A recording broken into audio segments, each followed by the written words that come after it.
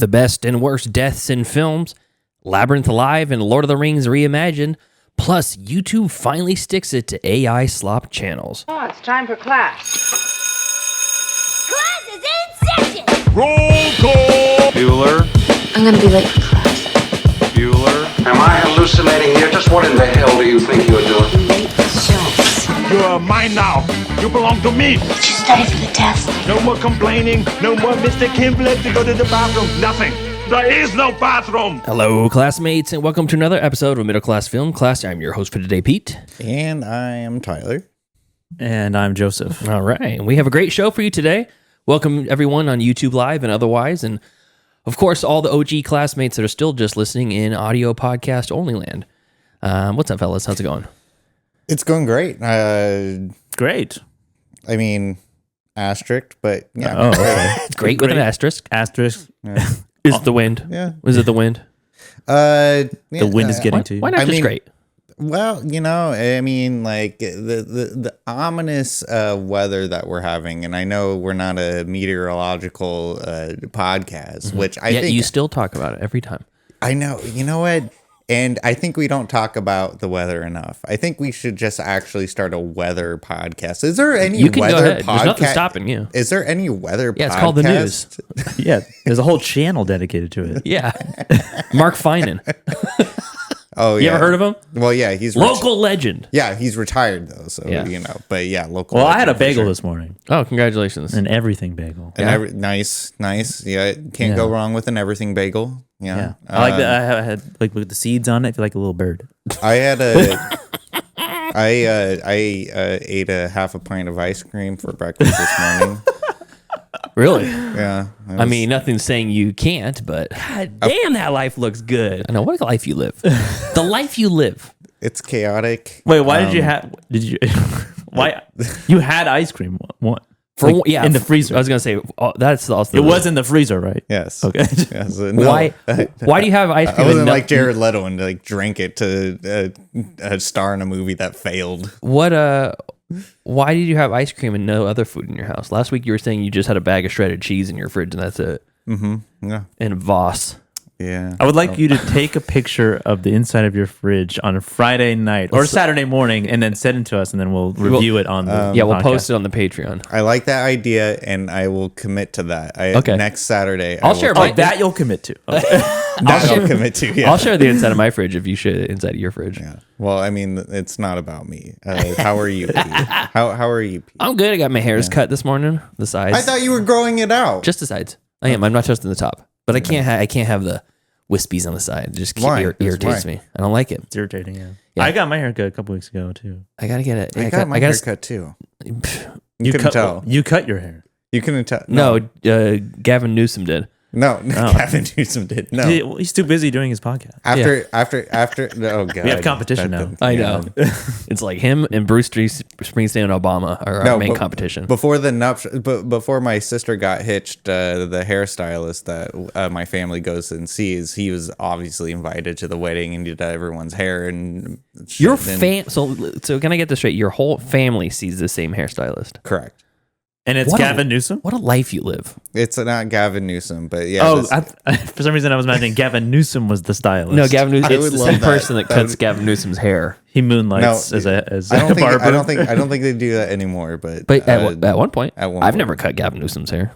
I mean, The person that cut my hair this morning, Mercedes, she just never cut Gavin Newsom's hair. well, I know of. for everyone who doesn't know, yeah, I had You go to like, Sports Clips, huh? I had a beaver tail in the back of my head, and I just cut it up and trimmed up all of the dead ends. When he says beaver tail, it was more of a thicket. It's like a beaver dam. That's why you've been gnawing on that. Well, it was accidental. Okay, all right, fine. It was accidental dreadlocks. Yeah, there you go. accidental dreadlocks. Not appropriation. It was accidental. I didn't mean it. Yeah. It looks better. Yes. It looks better. Oh, thank you. I appreciate that. I remember when you used to cut your hair short and you look like a suave son of a bitch. You come in with his designer glasses. And now you just look like a son of a bitch. Yeah. No, wow. Drop the suave part. Okay. I mean, I'm not. Yeah. Swarthy is the S word I would use to describe it now. Swashbuckler. Yeah. So this episode is going to be a slightly different episode than normal because we don't have a movie of the week. next week, starting in April, we're starting the new format of the show, which is one subject for each month of the year. Yes. So we're going to be reappropriating the usage of the wheel, and instead of having a movie of the week, we're going to be spinning for the subject. Right. So it's kind of exciting. So for this first half of it is. Yeah, first half of the live stream is going to be just Gavin chatter, some news discussions. Joseph has a fun event he went to. He's going to talk about. We got some news things. And then we're going to take a short break, and we'll come back with streaming picks in the second half, and then talk about what the next subject is going to be. So it's basically, we're going to talk about the reveal, what the actual format of the show, and it might evolve as that happens, but we'll talk about. Or we might revert back. Who knows? Yeah, we might not commit. Depending on how the people enjoy it. How you guys like it, how we like it. Do our numbers go down? They go up? Yeah. Are you more interested? Less interested? Yeah. Do you hate it? Do you love it? I don't know. I mean, we'll try it out. Yeah, we're going to give it a shot. And, but yeah, so at the end of this episode, we'll pick the first subject, which is going to be the entire month of April, what kind of movies we're going to be watching. So, all that being said, let's get into some proper Gavin chatter. Find some charity, you lad. Now's the time for Gavin chatter. Gavin chatter, movie news of the week. Tyler, lead us off with the discussion. Okay, well, everyone knows that I love satisfying deaths in movies. Realistic deaths. I know that you love when children die in movies. I do. For some weird reason. I love it when, I peaked when I saw Mother. So, okay. If you can infer what I'm referring to. But Mother. Aronofsky's Mother. Oh, yeah. That Mother. Yeah. Yeah. You know, that scene. So go on. I wanted to ask Consummate pro. I wanted to ask you guys this. I think we probably discussed this on the show before, but not formally. I wanted to ask you guys, and you don't have to make a list or anything. Like, I'm not trying to put you on the spot, but what is the most satisfying death in a film that you can see off the top of your head? Not just think. Sorry, I'm already looking it up. Oh, God. Yeah, he has a computer in front of his face. Off the top of your head, what's the most satisfying death? And then conversely, what's the most dissatisfying death that you have seen in a movie? Just off the top of your head, just like right off the bat. Okay, some parameters here, though. Parameters? Like, dissatisfying in the sense like you were upset they died? It could be that. Or I mean, there's no. That's why I'm asking. There's no parameters. It's just like when you or was it like a bad acted death? Yeah, it could be or was it either or? No, I need some specifics. Okay, all right, fine. The way I'm interpreting it is like dissatisfying. Okay, the first death you cheered for, and the other one you're like, no, not him. No, that's not how I interpret it. No, that's how I interpret it is like the Jamie Lannister and it's satisfying. No, that wasn't satisfying. Who's Jamie? Jamie Lannister from Game of Thrones. That's a little kid. No. The brother and the sister in the last season, they just get crushed to death. You know what? Maybe I was a little bit short-sighted on this discussion context. So let me answer. Give us an example. Okay, all right. Well, so show us how it's done. Thank you. Okay, so what first comes to mind is Boromir from Lord of the Rings. Is that a satisfying or dissatisfying? Satisfying. You liked when Boromir died? Well, I mean, it was well acted. Like, see, that's what I'm confused. Satisfying is like, yeah, fuck you, you should die. You know what? So that's impactful. Impactful. Yeah, satisfying. Like it was a death that I wasn't satisfied at all about that. I was very sad. But it was good. So it was satisfying. That's different. Well acted. Okay. So, I thought about Boromir. I thought about just right off the bat, Leonardo DiCaprio's character getting shot in the noggin. That was good. What movie? The Departed, of course. Okay. Of course. I mean, I in a lot of movies. I'm being a little. So that was also impactful for you. Satisfying or dissatisfying? Satisfying. Dissatisfying. I would have to go with the lawyer in Jurassic Park where he gets eaten by the T-Rex. But why is that? That was not satisfying? Why wasn't that satisfying? I just needed a little shoehorned in. Like it was But we needed something shocking in the movie. I want to live in your brain for like 1 hour and figure out why. Are you saying it wasn't like harsh enough? No, it wasn't necessary. Like it was like what? He's like a shithead. Would He's you the rather he lawyer. lived? I mean, no. I'm just saying it just wasn't necessary. Tyler was upset because he couldn't lick his boots anymore after he died. That's not true at all. He died in the toilet. I'm just saying, like, I mean, imagine dying on a toilet like that. Like you're sitting there, and Yeah, like but you that's know, you're fitting. trying to make your sand, and But then he's not. But he's not. hiding. He's just hiding. But that fits for his character because his character was a piece of shit. enough to get eaten by a freaking Yes. animal. Yes, innocent people are getting eaten by an animal. Why not him? I don't think so. If I don't- anybody in that mean, he didn't- vicinity he was to didn't- be he didn't was to commit deserve any- a death, it was him in that he manner. deserves death for being a lawyer. Yes. Like, I don't. Okay. Well, interesting choices. I I'm respect them. still confused. Okay. Well, I mean, there's nothing. I guess it's more of like kind of like a vibe sort of situation. Like, what do you think is a good the death? cleverly laid out parameters of this segment. I know. Let's go by vibe. I know that How about you, I Joseph? didn't think about this clearly. Well, But 'cause like, I just was- think about a death that you thought was great, and then think about a death where you're like, oh, really? Okay. Okay, but I still Whatever you want, Joseph. Don't worry about it. Don't get caught up in the That's the bureaucracy of it. But like, there's like Boromir's death, which is Great. it's great. It's acted well, and for the story, it works really well. But I'm not satisfied that he I'd died. argue that Gandalf is even more impactful. I couldn't fucking believe it at the beginning of the end at Lord of the Rings, end of Lord of the Rings. Yeah, like I haven't read the books. I definitely was not satisfied in any way when Boromir died. I mean that Satisfied like the guy who's trying to keep the beach open in Jaws. Like, Oh, the mayor. like if he got eaten by a shark, does he get eaten by a shark? No, I don't think No, so. if he got eaten by a shark, I don't think. I would have thinking been. of the I would sequels. have I been don't cheering think so. for that. Like a satisfying death is like to me. That's what I think of as satisfying death. To me, like the terrorist in True Lies, when he's hanging off with his belt off a helicopter, Yeah. and he gets missiled to death. Like that's satisfying. Yeah. The Jurassic Park bathroom guy, the death in Jurassic Park 2, where the guy gets like tossed up by the two T-Rexes and then ripped in half. Samuel L. Jackson in Deep Blue Sea Yeah. is a great death because Yeah. it's so over the top and It's a unexpected. memorable death. That's for sure. memorable, yeah. But if you're talking about like bad deaths, I mean, Marion Cotillard, Dark Knight Rises is a really Yes. bad death. Terrible. It's a bad acted death, Okay, but it's there you go. the death itself within the story works. It's just it was executed poorly. Executed poorly. Bad setup. Bad acting. But I could read it as like that character didn't deserve to die. Just like the lawyer in Jurassic Park.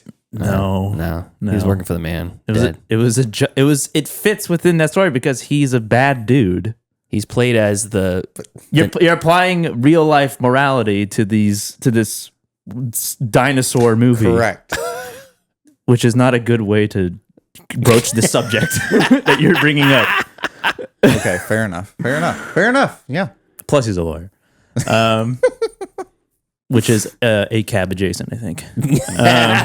defense lawyer. So.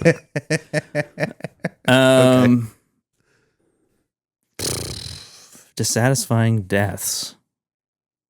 I don't know.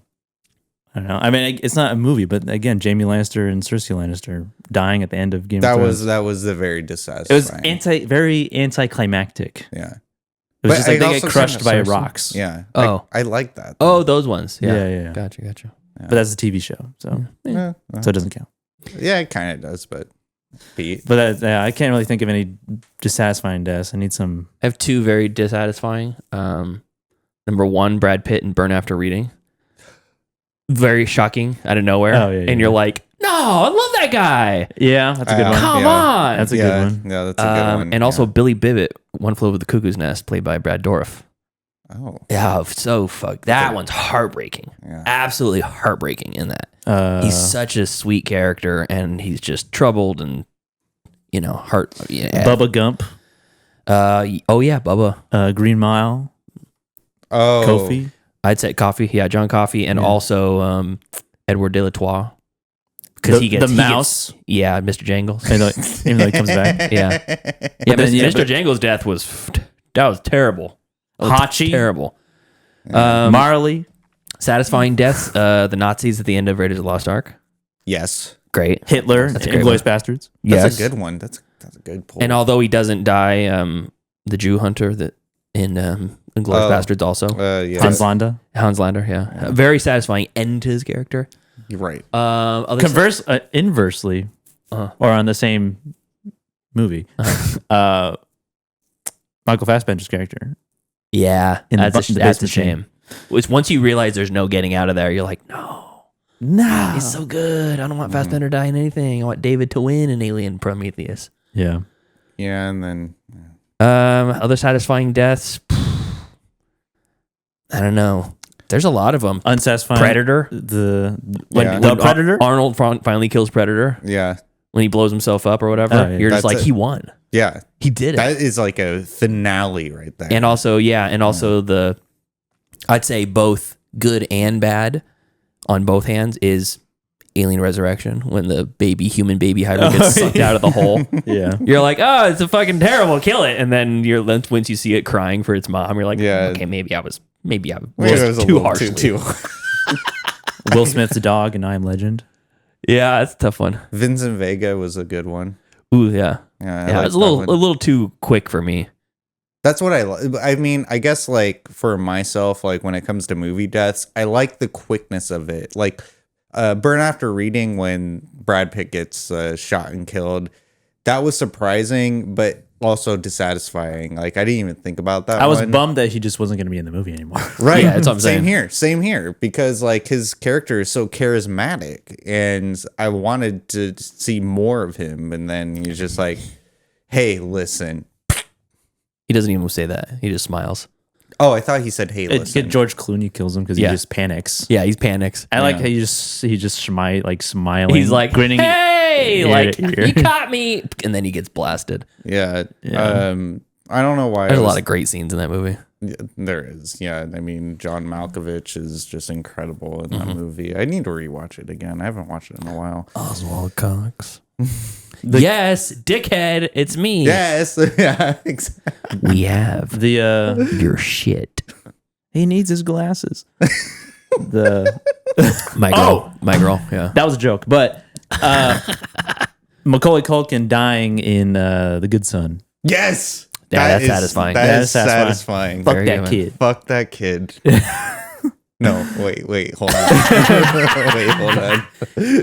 Well, Yeah. too bad. You already said it. But that was, I mean, watching that as a younger person, I was like, oh my God, this woman's dangling 2 children off the cliff. I watched it kind of recently, and I was like, the question is real. Like, the feeling is real. She's like, her birth son, Yeah. who clearly is a sociopath, and And then her nephew or whatever, nephew by marriage, Yeah. I think, and who is just a sweet Elijah Wood, you know? Yeah. I don't think the general audience really like understood the implications of like that decision in the movie. You don't? Why not? No, I said the general audience. I'm not, I know, I'm I know, not general but I'm audience. not general. Why don't you think the general? I think that's a really very simple concept. to Well, I grasp. mean, like, have you guys ever, Dangled 2 children up a cliff. one whom you're rated to by blood, one not. no, I'm just thinking like, You've never been in that scenario? well, I mean, like in our older age, like, like we're encountering mothers, and so Who have also dangled children off the sides of cliffs. I can't relate. I'm sorry. I'm just saying, like, when Hey, what's up, Kevin? Kevin's in the chat. He says death by bees every day. Yeah. He's been there many times. Oh, really? Wow. Yes. I'm just saying, like, Why wouldn't they get that though? Why don't you- we're maturing adults as of now. We're in the twilight of our prime. Speak for yourself. We're in the twilight of our I'm hopped up on boner pills right now. Oh, really? Yeah, I'm still in my prime. Are you on Hims? Is that what they call it? No, I get Hims? that ground up rhino paste from the gas station. Oh, that's That's what that powder was. that's not good for downstairs. your heart, Pete. Mm-hmm. But I'm just thinking about that specific scene that you think about mothers now. Like you got me all off filter here, and I'm saying is that like we know mothers now, like because like we're in the twilight of our prime. Okay, and so yeah. like we know mothers of our age, and so I can kind of get into the mentality of a mother dangling to. Okay, fine. I could get in that mindset. Get to it. That's it. It's impactful. Like it like I don't think people really understand the emotional impact that it would be. Dude, sacrifice your child that is a potential serial killer, but you birthed that person. I don't know. I don't think people back then knew it. I don't think they knew it. I don't think they They did. couldn't figure it out. I don't think they did either. They didn't get it back then. Now we're smart. I also am just discovering mothers, says Kevin. That's all I have. Okay, cool. Joseph, Great. what do you got? Great stuff. You know it's hot out. Mothers, am I right? Yeah. You mothers.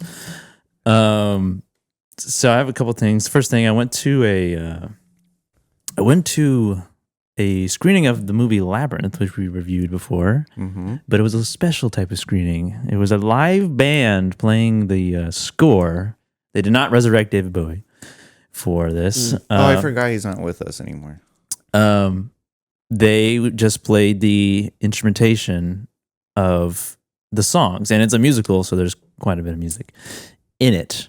And it was a packed house from the get-go. There's people dressed up, Cool. dressed as the worm, just as Yeah, just well. obviously as Jareth, obviously as Jennifer Connelly, Sarah. Yeah.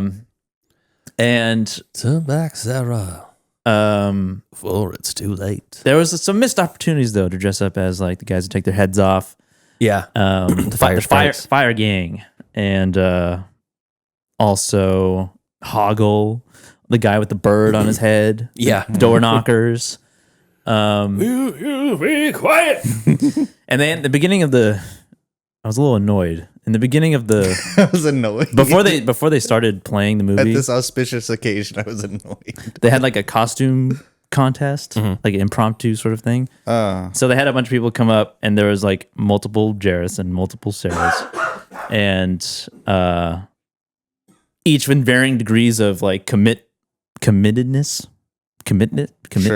Sure. You know, like people who are more committed in their outfits. There was actually someone who came in later after the contest who was like totally dressed out as Sarah in the ballroom scene. Oh, wow. That's cool. And she sat right in front of us, but she wasn't there for the costume. I was like, she would have easily have won. That makes her cooler. And this is like a general note to the world out there. If you're participating in a costume contest, and also people who judge costume contests, in this case, it was just the audience. If you're just going to put on a onesie and just call it done, you should not be allowed to participate. Are you talking about like the printed spandex? No, just it was a onesie. It was a Like a pajama onesie, with like the hood. Oh, what was it? It was a Ludo onesie. I was gonna say it's probably Ludo. Yeah. And that person won. Oh, you got to be kidding me. no way. That's so janky. Yeah, it was horse shit. So that pissed me off right off the get go. Already sullied the event. Right out of the gate. Yeah, Joseph switched to you. Oh yeah, sorry. Right out of the gate. But aside from that, the event itself was really cool. We had these musicians. Where was it at? It was at the Crest Theater. Oh, nice. And there was 6 musicians. There was 3 keyboards, people on keyboards. We had 1 drummer, 1 bass, and 1 guitar. So kind of a simple setup. And then there was this guy who had a saxophone. Oh hell yeah! was having a good time. Hell yeah. Yeah, he only came out and did like a performance like that a couple times. But they did like a little freestyle during the credits. That's cool. Do they have a contact juggler with crystal balls there? No, unfortunately. Pass. Yeah. But it was cool. It was a fun event. It was a fun way to watch it. A new fun way to watch it. And so I was like thinking about when you went to Birdman, where they had the actual composer. Yeah. And like thinking about like the type of score that was, because it was just percussions. Yeah, straight up. It was literally just one drum set. And it was just one dude. Yeah. And it was being the actual guy, obviously he had a lot more things to talk about. Yeah. In terms of like the historical. He gave a nice preamble and probably talked for about 15, 20 minutes at the beginning. I mean, but that sounds like a lot of fun. Yeah, that sounds a lot of. I mean, the best live score movie that I ever saw was Nosferatu at the Red Museum. Incredible. Yeah, I saw the Fellowship of the Ring in concert. Oh and my God. They had like a full orchestra and choir and That's shit. phenomenal. And that was amazing. Tyler, is that the only movie you've ever seen with a live band? Yes. The best and only. The best and only. There you go. I just want to make that distinction. Yes. That's cool. But yeah, so Labyrinth in concert was cool. They're touring. I've been seeing, actually coincidentally, like the next day on TikTok, I was like, oh, now they're in LA. Did it rekindle your love for your wife? Oh, yeah. Even more. I proposed to her again. Oh, okay. I knew it. I didn't know that there was animus. No, you don't have to. You got to recommit yourself every day, Tyler. You do? That's how you keep the spark alive. Yeah, that's Yeah, why. we read our vows to each other every morning. Yeah, I kiss Brianna on the top of the head when I leave for work, and I say, if we were married, I'd give you my vows. Yeah. But we're not, so fuck off. I'm going to work. Say my vows every morning before work. That's why I live alone in a 3-bedroom house. Oh, that's why. Okay, and then my little discussion topic that I'm going to give my little backstory. Okay. So this all sort of started this morning. The idea for this discussion of the Lord of the Rings recast this morning, because I had a dream last night. Oh, okay. I had a dream last night in which I was making an adaptation of a new adaptation of Lord of the Rings. Uh-huh. And I had a printed sheet of the cast. I don't know who was on it. I just had a sheet of people's faces and the names. Yeah, you were tasked to readapt. Lord And of the so Rings. I had a producer, and and he was black in my dream. Okay. And so I hand him the paper with the cast on it, and he looks at it, and he looks at me, and he goes, "A lot of white people on this." Okay. And so I'm like, His point. I mean, yeah. And then I just in the dream, I just started like naming off like black actors. Okay. You're like, I swear, it wasn't my pick. And then I woke up, and then I was like, huh, if I was to The Wiz, The Lord of the Rings, Okay. with an all black cast, Okay. With an all-black cast. who would I cast? And I already know 2 of the roles. I already know Aragorn and Elrond / Legolas. Okay. I have Idris Elba as Aragorn Aragorn. Okay. and Mahershala Ali as either Elrond or Legolas. I could see him as Elrond. I don't think he's young and twinky enough for Legolas. I'm gonna go with what is the guy's name from? I have Kevin Hart as all the hobbits. The Black. It's so funny because I can see that happening. I'm gonna go with Dwayne Perkins. He's from The Blackening, and he is also in, what was that movie with Ricky Stenicki? Is that the guy's what name? Did say Dave Chappelle as Sauron? Yes. Yes. No, Jermaine Fowler. That's a friend's All right, so name. who would you guys cast for the rest of the characters? I'm gonna say Jermaine Fowler as what's his name? Legolas. Legolas. He's small and kind of smooth. I'm gonna go Cuba Gooding Jr. as Gimli. I was thinking Sam Richardson from I Think You Should Leave. For who? Tim Robinson as Gimli. No. Yeah, he's got the energy. No, he's too like sweet. Gimli's kind of a dickhead. Like he's gruff. He's rough around the edges. And have you seen Cuba Gooding Jr. talking about how he's going to use his money to build a new Atlantis? Oh yeah. I would put Michael B. Jordan as Aragorn. No. Why? I see him as like a villain. Instantly, no. Okay. Well, all right. Forrest Whitaker is Sauron. Forrest Whitaker. Yes, that's a. You don't even see his face. Sauron? No, it's not. Sorry, Saruman. Saruman. Saruman. As Morgan Freeman as Gandalf. Morgan Freeman. Fucking as, A. Yes. I mean, think about him. who was I gonna say who was gonna be like Coleman Domingo as Mark Cuban's character. No, as Yeah, who else do we have? Well, we could be Eowyn's brother or cousin. What's his name? Oh, the guy who hugs him. He hugs Aragorn at one point. The guy who plays Dredd. Oh, Carl Urban. Carl That's, Urban. Faramir. That's not Faramir. Boromir. Boromir, Faramir, they're brothers, and then I think it's, Dwayne the Rock Johnson could be Gimli. He's not black. He's Oh, not he black. isn't? No. Oh, Michael B. Jordan as either Boromir, Okay. or Faramir. Okay, I can see that too. Who's Let's have a Lakeith Stanfield. who's the main actress in The Bear? Ayo Edebiribi. Io Edebiri. Yeah, she could be Arwen. Who's that? Arwen. Arwen. No.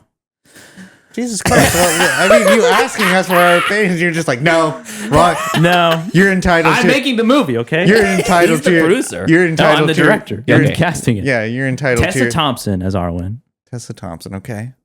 That's Okay. not bad. That's not bad. Ayo Edebiri. Edebiri Yeah. as Eowyn. Aowen. Okay. Yeah, I'm okay with that. I can see that. I can see that too. Kevin says wrong. Get it right.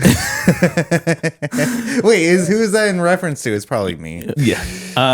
Can we have Donald King of Rohan. Can we have Donald Glover as Tom Bombadil?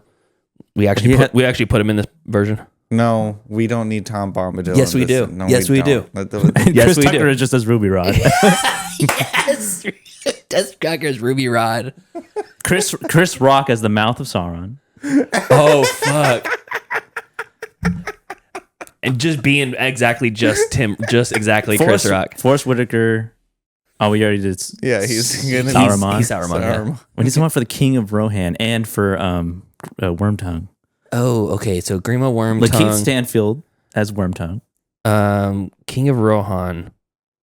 Let's do. Coleman Domingo. I mean, our Delroy Lindo. yes, I think Delroy Lindo could be great because, you know who would be good? Keith David. Oh yeah, Keith David would be really good. Isn't he dead? No, Keith David. I'm pretty sure he died. He's not with us anymore. Keith David. No, he's 68. Oh, okay. Still with us. Who died? A lot of people. Oh, Richard Chamberlain. That's right. Oh, of course. I always get them two mixed up. Ooh, I think a good Aragorn would be Mahershala Ali. We already call him the elf, though. Elrond. I like how that's the first time Tyler's ever said that name. Yeah, it was. He's like, Mahershala he's like, Ali. I'm go to my notes for famous black actors. Yeah. Keep I in my keep a back list. pocket. It's in my wallet. I separate them from the white actors. I mean, I don't know. I don't. You know my poor memory. Okay, what's Hugo Weaving's character's name? Elrond. Elrond. Yeah. Can we do Eddie Murphy? Eddie Murphy is Elrond. Yeah. No, that's young Eddie Murphy. He doesn't do that anymore. Oh, he does. That's disrespectful to say, by the way. Oh, it was. Really? That's how he laughs in Beverly Hills Cop. That's exactly how he laughs. We gotta find a spot for Martin Lawrence too, but no Martin Lawrence. but no, No Martin. but no Will Smith. No Will Smith. No Will Smith. No. Will Smith could be. I know who. I think Tracy Morgan should play that orc in Return of the King. That fuck! steps aside from the rock. Hell yeah. Also, we need to find a spot for John Boyega. I love him. John Boyega. What could he be? John Boyega. John Boyega. The wood elf guy who comes in Two Towers and dies on the wall. The one who's, I was going to say the one with the like strong, straight blonde hair. That one elf. The one that's they like hug. He brings in all the other reinforcements. Yeah. Actually, Okay. I think okay the main Uruk-hai orc in the first movie, Marcus Brooks. Who's Marcus Brooks? He plays the pastry chef in the TV series The Bear. Oh, you don't have to say the TV series The Bear. We know it's the TV series. Well, I'm just for context. You've already mentioned the TV series The Bear before. If so you said we the have bear, context. I would be confused. Are you talking about a grizzly bear? No, He plays a pastry chef and a grizzly bear? What kind of bear is it? Polar. Oh, from Grizzly Man. That's what you're talking about, right? I think you mean the black bear because it's a black cast. No, Black Bear. That's a that's right. that's a movie with what's her name? Oh, Aubrey Plaza. Aubrey Plaza. Yeah, Black Bear. Yeah, Marcus Brooks. I think he would be Don Cheadle. Is it? Oh yeah, Don Cheadle would be a good Elrond. No, he's out. He's out. He's out. Yeah. Terrence Howard is in. Oh, we know Angry Otter. Oh, so Kevin wants to know who's playing Radagast the Brown. Lupita Nyong'o should be Galadriel. Okay. Fuck yeah. Yeah. Angry Otter mentioned her. Yeah. I think that we haven't really cast a whole lot of Radagast female isn't roles. in the movies. Well, yeah. There's only Well, where does Denzel Washington fit in all this then? he's gone too. Denzel Washington's son gone? is in. Okay. All right. Who? Oh wait. Okay. How about this? How about Denzel Washington plays Bilbo, and John David Washington plays Frodo? Oh, genius. Fuck yeah. This is such He's a in the ridiculous, Radagast is in the Hobbit, This is such a the ridiculous Hobbit series. a ridiculous cast. No, it's not. Why is it ridiculous? Well, is it because they're of a black? different color? No. Oh, It's okay. It's so many different actors that So many different actors. That's every movie. There's so many different actors in this movie. I can't keep track. I No, can't it's- believe it. You see the cast list? I It's like just- a mile long. I think they should all be played by Eddie Murphy. you know no, what? that's an idea. He could play all the Hobbits I mean, like, or all the honestly, orcs. Where's Ice Cube fit in this? Yeah, where does Ice Cube's son? I fit thought in about this? Cube. But O'Shea. O'Shea Jackson Jr. Yeah. I don't know. I can't think of Or any the other Wayans characters. brothers. Yeah, they're out too. The They're Wayans brothers they're could out be Merry and too? Pippin. Oh, Oh, fuck yeah. there we go. So Damon and Marlon. Yeah. Hell yeah. Yeah, that's good. Man, this would be. I like it. It'd be interesting. Would be an awesome I'm not even gonna. interpretation of Lord of the Rings. Have you seen The Wiz? No, No, I don't even know what that is. It's an all black cast of The Wizard of Oz. Oh, With Michael Jackson and Whitney Houston. I think she's in it. I watched it once in middle school. Oh, really? Yeah. I don't know why we watched it, but we did. Well, I think it's a dynamite idea. and that was your dream. I heard that Hollywood. Let's make it happen. You're, There you go. You were like MLK. You're like, I had a dream I had a dream. We're gonna of bring Lord of the Rings casting to tell black, an myself all that black culture. cast and- Every day, I am like MLK. I mean, that's Just like him. that's a good way to start your day. I am just like Martin Luther King Jr. What's going on the board? Anything else? But yeah, that was the dream that I had last night, which I Okay. thought was kind of funny. A lot of That's white it. people in this. It's true. Well, then when there is a lot of white people in Lord of the Rings. when Rings of Power came out and there were black elves and stuff like that, people were like, "Come on, dude, I know. I thought that a outrage. black elf." That outrage was. I know it's super off it's stupid. base. First of all, elves aren't real. Exactly. Yeah, like I like when the Little Mermaid controversy came out and they're like, "Oh, they're casting Ariel as black." Like mermaids are fucking all white in real life. yeah. It's And I remember hearing somebody say, well, technically, if they live at the bottom of the ocean, the sun can't get down there to change the pigmentation of the skin. I was like, shut the fuck up. Christ. Go touch grass, nerd. Oh my god. All right. Anything else on that? No, nothing else. Okay, cool. So, my news story. Right now, Sora, I think it's Sora AI. I don't even want to like dignify the name of the program, by name. But there's been a like some new fucking AI video tool that is able to replicate Studio Ghibli style video and pictures and whatnot. Yes. And it's running rampant on Facebook and I've been seeing some and stuff. Twitter and it is absolutely soulless. It is absolutely heartbreaking to see. And I remember when Miyazaki himself was shown early test footage and test pictures of like an AI programming some years ago. He basically said, this is an insult to life itself. Yeah, I mean, the soul has been removed from this art or something like that. The same guy who said anime was a mistake. So exactly. So I respect everything he says. Yeah. And there is a ton of people sharing it, and then there's an equal backlash to that where people are sharing like actual animators and actual artists producing things that like AI could never do. Okay. You know what I mean? And I love that. That's great in itself. But the Legend of Ochi is coming out soon. I think that's this year.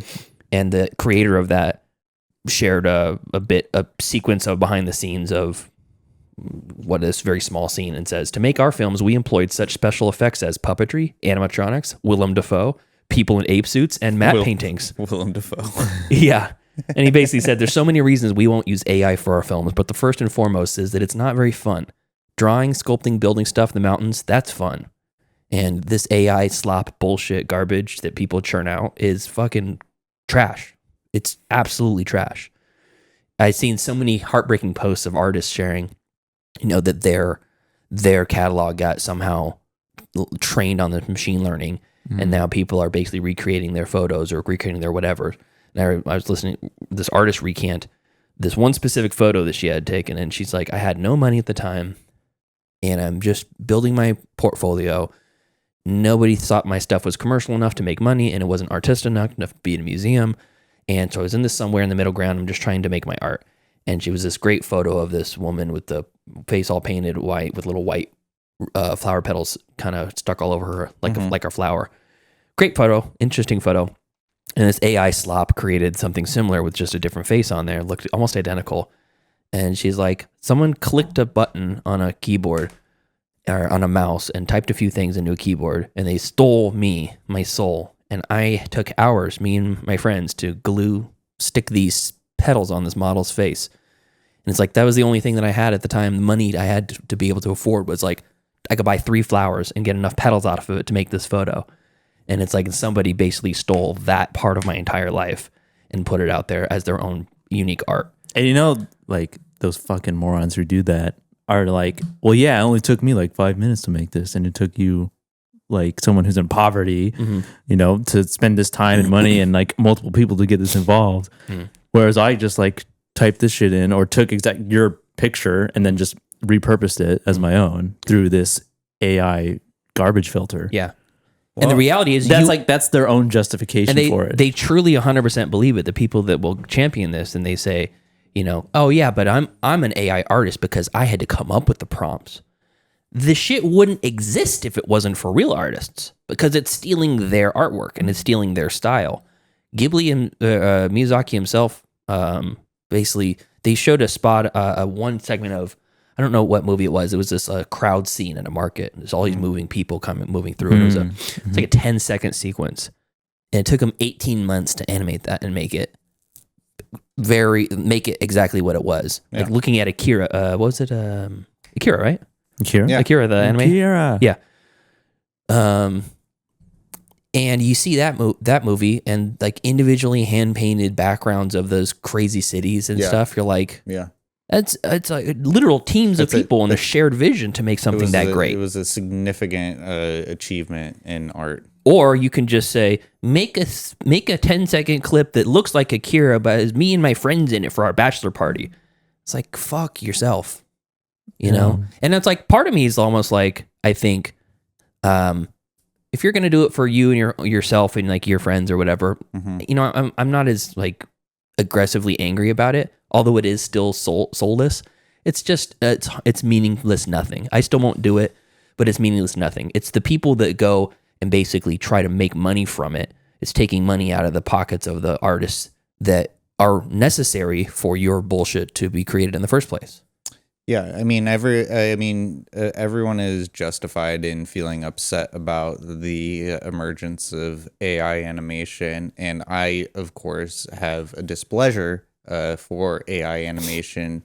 However, it's futile to emotionally invest enough into it to affect the way that you consume content, because like I said before, it was an inevitability. Like this is we live in a world of evolution and we live in a capitalistic world, so this was the natural progression that this was going to happen.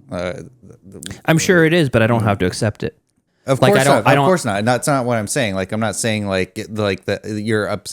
not saying like the displeasure is displaced or anything like that. But I feel like, I feel like when Hiro Miyazaki is like saying like, oh, this is a disgrace and stuff. Yeah, he's entitled to that opinion, of course. And like, of course, a lot of people, especially us who enjoy the arts of humanity, are not going to like AI. I think that putting energy into the displeasure of AI is not going to change the machine. I disagree 100%.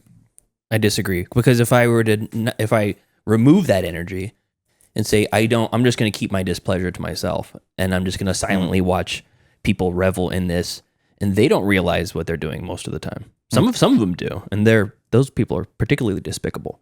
But most people, they're just using it because like, oh, this is a cool thing. And they don't realize they're stealing art from people. Right. You know? Yeah. So, And destroying the environment. Yeah, at the same time. How are you destroying the environment? The amount of computing technology and computing power, yeah, it needs. That destroys the environment. I don't know how it works. I'm ignorant. I'm explaining to you. Please because they explain need it to a water layman. to like make sure these machines are functioning to keep What? them The machines need water?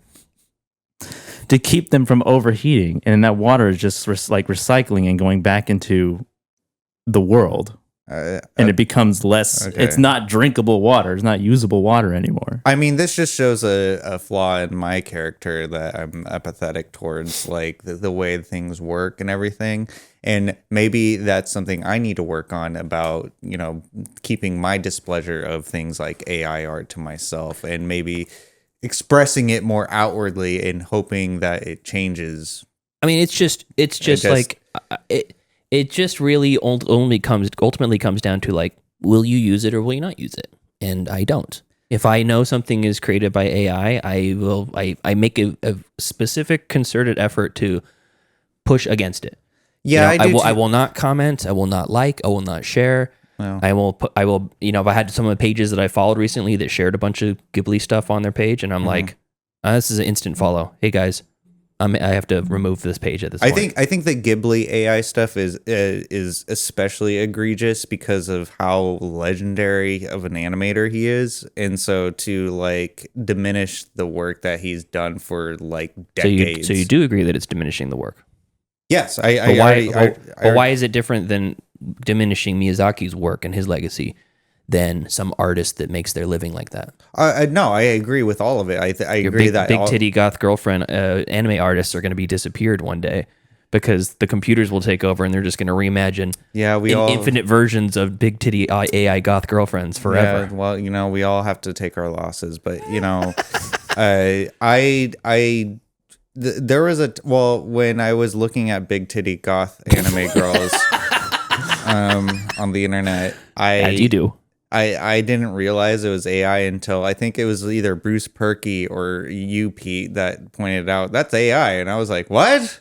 Yes. Really?" Yes. And then I stopped. Is my boner AI? So, and Kevin brings up a great point. So the market will be the real deciding vote, 100%. And some may welcome the big titty goth girlfriend future that I'm pontificating about. And the truth is, like, when you think about, take fashion, a handmade, hand knitted sweater versus a machine knitted sweater. You know, there's a difference between the two. Right. Most of us are not wearing handmade clothes right now, so you know we've already gone past that point. I like how we all looked at our clothes. We're like, where are we? This jacket's from Old Navy. Some day, you know, Brianna got me from somewhere, and the Levi's are no longer the craftsman level quality that they used to be. I don't think the Supreme sweatshirt is handmade. Supreme is particularly despicable because they'll charge $800 for a sweatshirt that a Cambodian immigrant child made. No, they're Canadian made. Mm-hmm. So they import the Cambodian child. Yeah. I don't know anything about Sabrina. I'm just fucking with you. But I mean, it's the same thing. And it's like, we will be in that future one day. But hopefully for us, there will be a distinction where I can look at something and go, clearly that is an AI and I don't give a shit about it. And then something else that's like, okay, well, this is handmade, human-made project with a seal of approval and a stamp on it and all that kind of stuff. And you know, I'm not saying that computing has no place in the world and all this, you know, algorithms and whatnot, but there is a type of this art that is theft. And I fucking hate it. I fucking hate it. So the reason why I bring all that up is that YouTube now has identified these channels that make these bullshit fake movie trailers, and you see them pop up every so often. I've never seen it, but like, you were talking. You probably about haven't seen the channels. Show. You probably haven't seen the channels, but you've seen the clips because people will share it on different pages, and they'll be like, "Oh, look, Back to the Future 4 is coming," and it's like an AI bullshit. Oh my god! You know what? I think I did see something like that. Yes, you fell for it. You fell for it. I did because I Google and we've searched all fall for it at some point because you see it's trailers and it's posters. Mm-hmm. Yeah. And I've shared a poster before. I'm like, "Oh, this is exciting, cool," and then someone's like, "Yeah, that's bullshit. That's not true. That's fake news." And you look it up, and sure enough, it's shit. And you're like, "Oh, okay." And that's one photo, but now that it's video. It's a little bit easier to spot because it's video, because it's less obvious. You can kind of see. Yeah, you see the weird sheen on it and stuff, and you see the non-human way that the things move or whatever. Yeah. It looks too smooth, too clean. Yeah. One day it might not look like that. One day it might look just like everything else, and YouTube now is no longer monetizing those. So there's no ad revenue coming from those channels anymore. Good for YouTube. Yeah, that's right. Thank you, Google. Yeah, thank you, Steve Tube. The founder of YouTube. It's like that California law that just passed about like family influencers, and there's more like protections for the kids of these family influencers. That's interesting. After the Ruby Frankie sentencing or whatever. Mm-hmm. I mean, I think to put a more positive light on this dreadful conversation, I think that I like the future that we're living in, despite the AI that we are currently having to go through. We have the option of not having to consume it, rather than like, think about back in like, you know, like the 70s, 80s, and even somewhat into the 90s, where like there was only one type of media that you could consume, which was DVDs, videotapes. The 70s? Well, not, I'm just saying in the past, like we only had DVDs, videotapes, and the theater in the theater, or in television, in laser discs, and books, televisions, and music. We still have books, live concerts. I'm talking about movies because this is a movie goddamn podcast, but now we have the option, and I think that it's great that we can identify what AI art is now. However, I agree with your concern, because I feel like in the future it's going to be discernible from you mean like, non-discernible? Oh, indiscernible. Yeah, whatever it is. I don't know. Well, it's shocking to me the things that people believe in, and it's like, I hate to say it, but it's some boomer shit where you see a picture of a immigrant child who built a tractor out of celery stalks. Yeah. And it's like, it took me six weeks to make this, and not one person thanked me. Oh, yeah. Please share and say thank you if you believe in God's love. And everyone's like, oh, bless you, Amen. child. You're one of God's children. Amen. It's Prayer hands. Prayer hands emoji. Share. And you're like, they really believe this shit? Well, I mean, And so going down that road, if they believe that, those are the same people that are getting scammed out of money. And they're voting. And they're fucking voting. So imagine seeing a picture like that, believing it's real, and then going, yeah, I'm pretty cognizant. I'm doing good about myself. And then you hear fucking Donald Trump saying, that everybody who has a blue tie on is a fucking evil communist, socialist, fascist who's going to come for your, turn your dog transgender or whatever. And you're like, well, it must be true. I heard it on the internet. that dog The same, don't even try it. The same, dog No.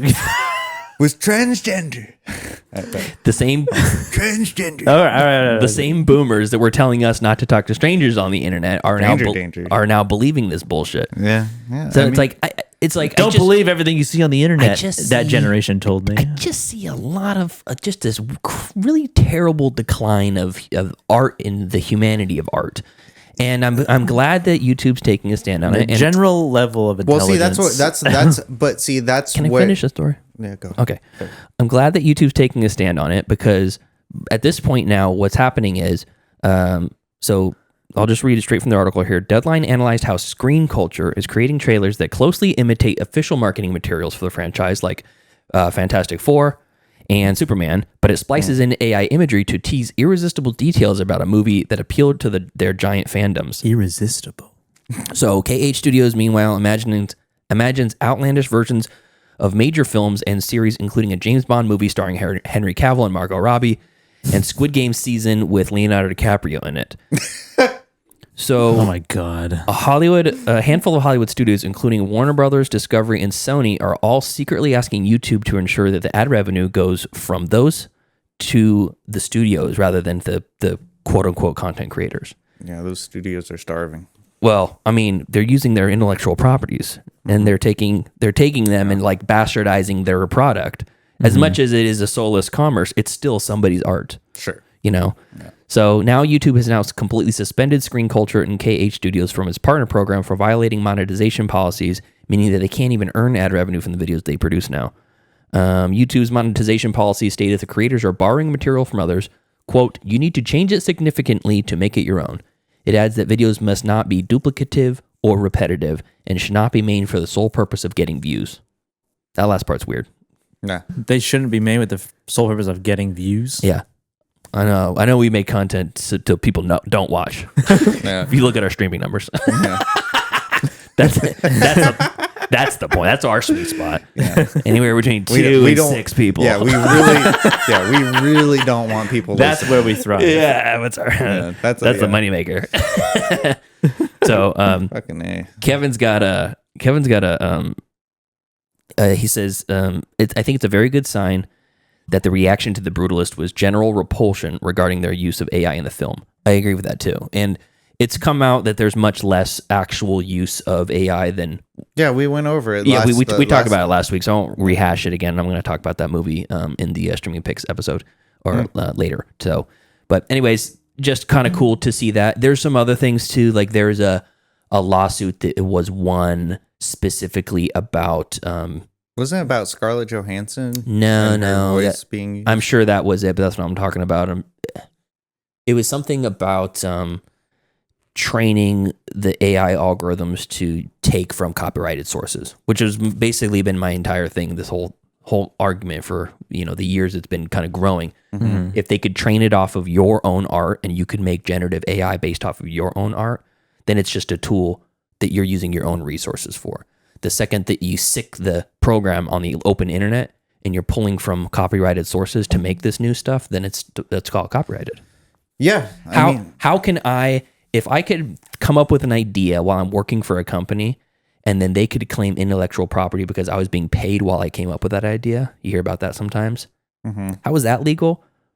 But these people can fucking train their programs off of other people's copyrighted art. It makes no sense. Well, I mean, we're in the wild west of like ever evolving Laws technology. Laws are coming, as Kevin says. Fair use lawsuits are incoming. Yeah, I mean, like again, this was an inevitability, and that that the people in power, especially movie studios, should have been prepared for. And I'm pretty sure that they knew, and they're thinking, Well, they're using it too. Yeah, and I was thinking They're being bitten by their own snake. Well, even that, or that they're just like rubbing their hands. They're like, oh yeah, this Well, the is studio heads, yeah, they're the ones who are like doing that. But the people who work for them, the writers and the like VFX artists and anything else, those are the ones who are suffering because this AI is essentially gonna be replacing them. Would be replacing them, and that's what the strikes were about. Yeah, I was gonna say, do we not remember the strikes? Yeah. For now, I think everyone is somewhat safe because I think that there's a huge online presence of being against AI. Tyler, what's boot polish taste like? It's a little. I've never tasted it. It's oily. Okay. Yeah, I mean, bitter. it gives you a weird taste in your mouth. Gives you num tum. Kind of coats Num your tum. mouth. What's num tum? All right, that's all I gotta say about that. All right. I mean, we could go on and on about it. Anything else you guys want to say before we take a break and come back to do some streaming picks and talk about the new show format? No. You good? No.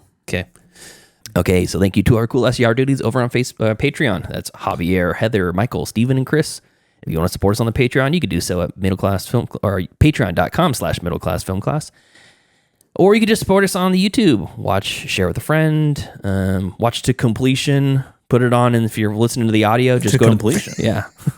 If you're listening to the audio only, just throw it on the YouTube instead. That's one way you can help. I knew that was coming. We're in triple digits revenue now, which means at least $1 we've made.